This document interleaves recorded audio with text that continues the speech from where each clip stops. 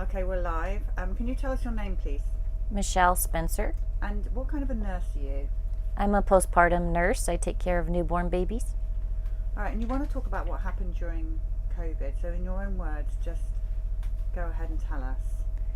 Well, it's kind of a long story. I'll make it short as possible, but my mom was murdered by the hospital COVID protocols in 2021. I took her to the hospital, and from that point on, they just unleashed a series of protocols, and she was tied to the bed, and they knocked her teeth out and gave her remdesivir against her will and did all kinds of things against her will. So the whole time I was fighting to get in to save my mother, because I am a nurse and I am completely capable of saving her, and they would not let me in. They insisted that it's our policy, you can't come in.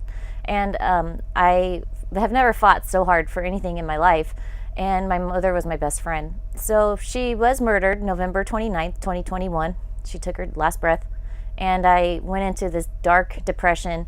And when this happened, this is when the shots had rolled out a few months before, and everybody was kind of in this trance, like, get your vaccine. And everyone was they were criticizing the ones who didn't get the vaccine, and they constantly asked why my mom didn't get the vaccine. And it was just crazy. Everything was crazy.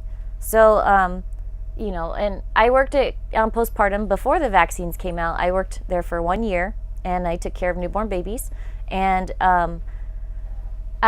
when I first started working on postpartum, we would have moms come in, deliver their babies, and for the most part they were healthy, and they would go home, and the babies were fine, the moms were fine, weren't any crazy medical conditions going on. And then when I started working there, I had to poke babies a lot, like to check their blood sugars, and they wanted me to give hepatitis B vaccines. And I wasn't comfortable with that. I gave one hepatitis B vaccine during orientation, and I complained to my mom about it. I said, I do not like that. I don't feel right doing that. And she said, do not quit.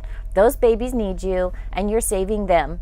And so I took that. I'm like, okay, Mom, I'm not going to quit then. I took that as an opportunity. So instead of quitting, I started I did a lot of research on hepatitis B vaccines at that point.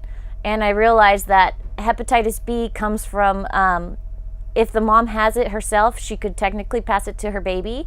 Or if you have sex with someone who has hepatitis B, you could potentially get it. And so when I learned that, and I learned that there's aluminum and formaldehyde in these hepatitis B shots, I was completely disgusted. I'm like, why are we giving these to newborns? So instead of quitting, because my mom told me not to, I started telling parents why you should not get hepatitis B vaccines for your newborns. So now, I provide informed consent to these parents, and most of the time, after they listen to me, they decline the hepatitis B shot. So that was kind of a blessing in disguise. And then, I heard that these COVID shots were going to start rolling out, and that they're going to start giving them to pregnant women. And I did not feel right about this at all. I already learned the dangers of the hepatitis B vaccines, and I have already been injured by a flu shot in the past. So I'm feeling like, okay, this is going to be extremely dangerous for these pregnant women, for these babies.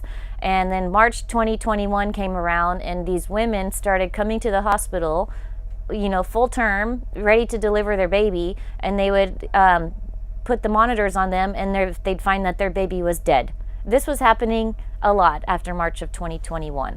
And I was just being really observant and noticing that a lot of these babies that were being delivered, already passed away. It appeared that the mothers had received the COVID vaccine like 1 week prior.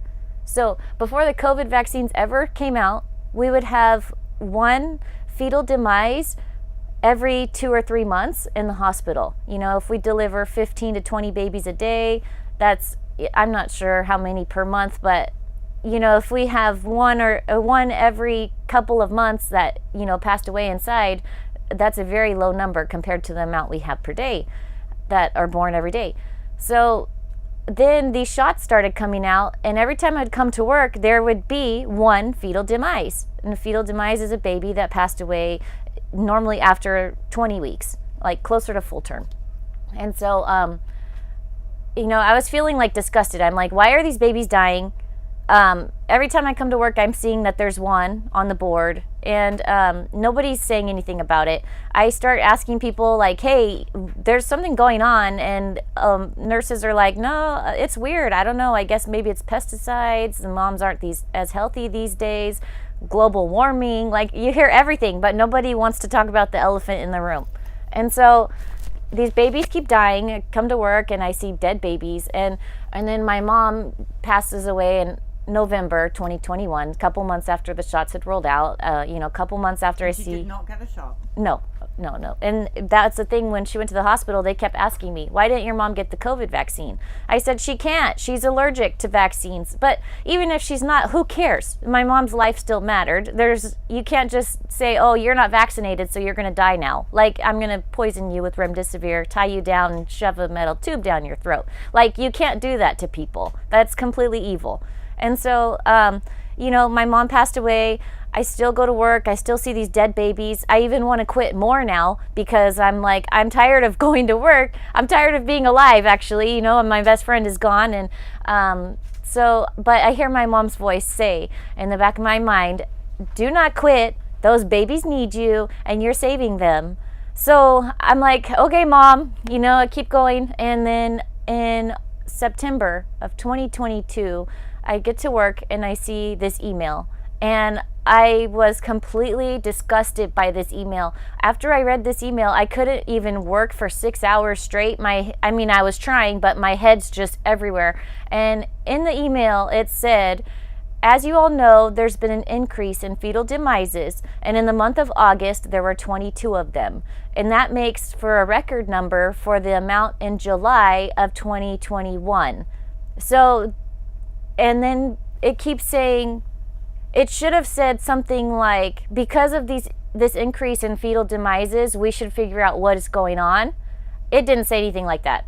It said, because of the increase in fetal demises, we need to brush up on our policies and learn how to handle a dead baby's body. So I was like, I'm not brushing up on any of your damn policies. I'm so sick of policies, because that's all I heard when my mom was in the hospital is, you can't come in because it's our policy. I want people to start using their brains, start being connected to each other, start having feelings for other human life. Like, I don't understand why a policy should ever override human life. And so I took that email and I sent it to a friend who's affiliated with Children's Health Defense. And it's just so crazy how I even had that connection with her in the moment, because I didn't even think about the fact that she had connections to where that email would actually get out at all. In my head, when I sent that email, I wasn't really thinking about it at all. I feel like that was just God's work right there, because if my mom had not been murdered the way that she was, I don't know if I would have had the open mind to really consider what that email was at all. And so I believe it was that fight in me that I sent it off, and from there it went viral. And then I continued to go to work, and people were the same. So I kept asking, like, if what's going on, why are these babies dying? And it was the same thing at work. So the more I spoke out, I guess I was spreading awareness. And then in November of 2022, I was in the Died Suddenly documentary. So then my work caught on, and they realized I had shared this email. So in December, they had a meeting with me, and they said, are you aware that it's against company policy to copy and paste an internal document? And I said, why are you wasting your resources investigating why I copy and pasted an internal document? You guys need to be investigating why babies are dying. And then they just got kind of quiet. And then I said, I have rights as a whistleblower, and you guys should do something. And then at that point, they were like, okay, you can go back to work. So you're still back at work? I still work there. Yes. Okay, I have a few questions. So, okay. Fetal demise is just horrific. Yes. What about those that took the shot and had their babies? Have you been seeing anything that's wrong with the babies different from before the shot? Absolutely. So a lot of the babies are having cardiac issues. A lot of them. One of them was just born the other day and had to be transferred and have like an open heart surgery. And then a lot of babies are having echocardiograms done where they do the ultrasound on the heart to check for the pumping mechanism, because they're finding that something is abnormal. So, and then there's respiratory issues, and there's a lot of babies going to the NICU. But for sure, heart. Do they still vaccinate those babies with Hep B, those sick ones? Yes, they do. Yeah. And so I really try hard to talk parents, not talk them out of it, but I give them true informed consent. Once they have all the information, they usually put 2 and 2 together. But a lot of nurses just see it as a checklist. So they will offer the hepatitis B just to get their job done. And I try to provide the information to the other nurses too, and a few of them have also opened their eyes after listening to me. Now, in the mothers that come in that have not had the COVID shot, are you seeing any of these issues? Not quite. No, I haven't been seeing a lot of babies with cardiac issues when they don't have the shot, but it's kind of hard to tell on some of them if they've had the shot or not. But I can tell you that we're here in California, they're highly vaxxed because a lot of them have a certain doctor, like a clinic that they go to, and they push the vaccine really hard. So a lot of the patients that come in are usually vaxxed with COVID. Now, what about the new RSV shot? Are you seeing complications with that, the pregnant women getting the RSV shot? Not that I know of, because we haven't started giving that. I haven't really heard of anybody getting that in our hospital yet. Okay. So what do you recommend? Let's put it this way. If you were having a baby, would you have your baby in hospital? No. I would find a midwife, and I know that there's, like here in Fresno, there's a Fresno birth and baby. They have doulas and midwives there that are highly recommended. So I would definitely have, if possible, I would have your baby at home. Eventually, I want to be a midwife myself, but I'm just not there yet. But I would love to deliver babies at home because we need that. We need moms to gain their power back. All right, let's go back to your mum now. Can we talk about your mum for a second? Yes. So, did you take her to hospital? I did. Did she start with the pulse thing on her hand, on her finger? Yes. So that was the first thing that you saw the stats. Yes. So she had been sick for 10 days and at home, and I had been taking care of her, but I had also recently been sick, so I was still so completely drained. It was really hard for me to try to be there 100% with her. So I was bringing her vitamins and water and doing things for her around the house, trying to get her strength back.